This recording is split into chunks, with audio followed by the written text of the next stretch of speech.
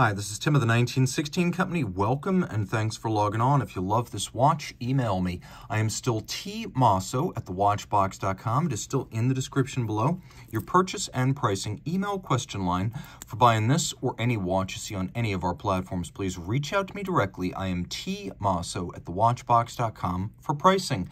Today, we are discussing a 2018 launch to celebrate the opening of the Tag Heuer boutique in Ginza, the upscale shopping district in Tokyo, Japan.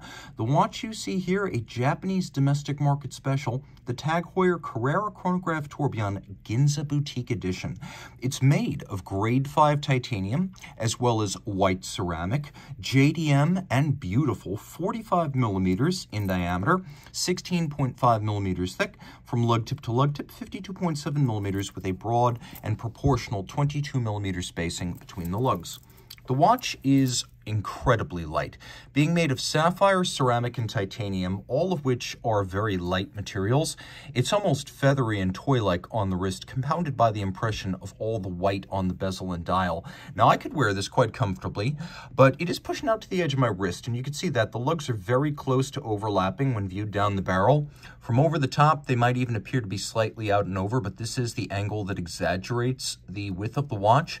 In profile, it's neither thick nor thin. Now, granted, 16.5 millimeters might seem like a lot, but somehow it fits underneath most shirt sleeves and jacket cuffs. And I just don't know if that's the slope of the bezel, but I've never really had a problem with these undersleeves. The watch is probably ideal for a wrist no smaller than mine, 16 centimeters circumference or up.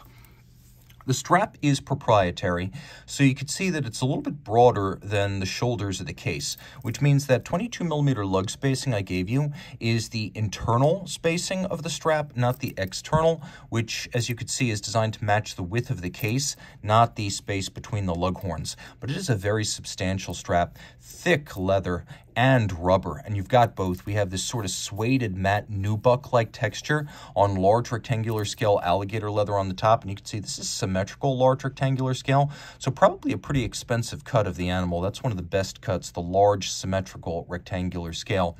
On the bottom, there are little ribs that help it to aggress against the wrist and stay in place. Note, no perforations here. This is an uncrimped factory strap, and the sizing mechanism with the clasp, you feed it through this little Tag Heuer shield-shaped buckle, and then you crimp it in place, and so it sits underneath the clasp. All the excess length sits underneath the opposite side of the strap, and it's a very clean look with no minder loops visible.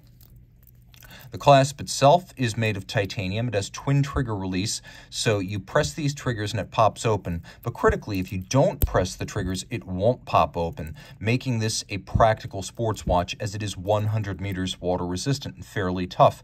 These are the famous Carrera lugs. We've known them as the most distinctive and unbroken part of the Carrera line's visual tradition since 1963. The Carrera has changed a lot. There have been many different variants, but one element common to all of them, these thrusting, angular, slightly stepped out lug profiles. Now you can see this is grade 5 tie because it's polished on the end of the lugs. When you see polish, you know you're looking at grade 5 tie because the grade 2 stuff doesn't polish.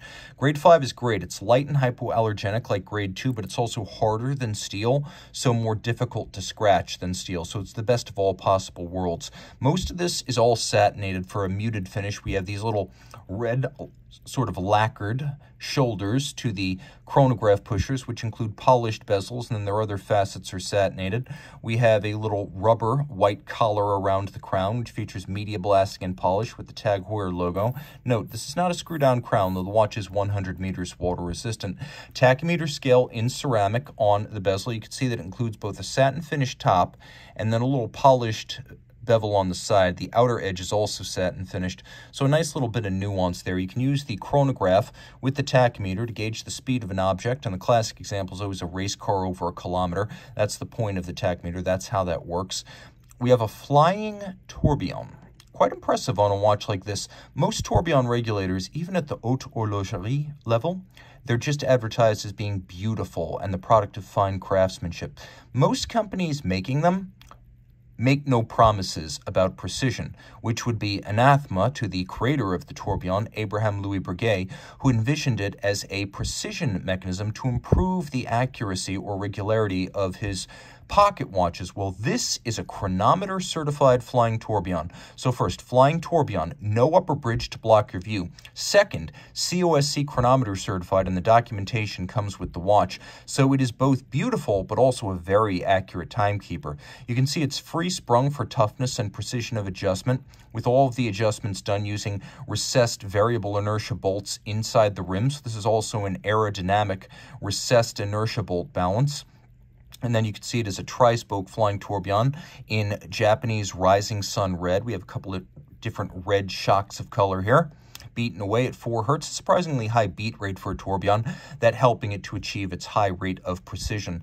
Now we've got registers for chronograph minutes and for chronograph hours. You can see the barrel cover up at the top, so it's partially an open dial. There's an interesting architecture to this dial that reminds me a little bit of a Star Wars Stormtrooper. So this is either going to be your Ginza edition, or if your friends are gullible, your Star Wars commemorative edition. The Empire strikes back, and the Empire is LVMH's Tag Heuer brand. Flip it all over, things get even more impressive. So we've got a movement, the Heuer 02, that for a long time was sort of in a suspended animation, as its development was a long and arduous process. But the Heuer 02 tourbillon gives you the best of all possible worlds. It's durable, but it's also complicated.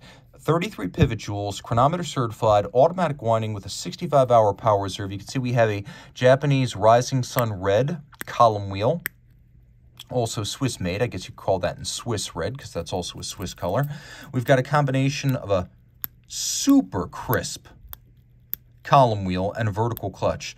So thanks to the column wheel, this is a very traditional and gratifying tactile experience. And thanks to the vertical clutch, you'll note there's no jump or stagger. When you start the chronograph, it is always super smooth and seamless, because there's no additional play in a vertical clutch. There's also no additional wear and tear when it's engaged, which means you can leave this chronograph engaged full time if you wish. So you have that center seconds, but most people will be happy with the tourbillon itself, which ensures the dial is never dead, so to speak. Taking a quick look, no shortage of luminescence. So titanium, ceramic, highly scratch resistant thanks to that ceramic. Automatic winding, swimmable, and well loomed. This is a tourbillon that has it all going on. And again, a 65-hour power reserve in spite of that power-intensive complication. And the movement's a nice fit for the case, as it is 32 millimeters in diameter. You can see, though not artisanally finished, it is nicely decorated with a cool techno-industrial vibe and all different elements in grayscale. If you love this watch, reach out to me. I am Team Mosso at thewatchbox.com for purchase and pricing details.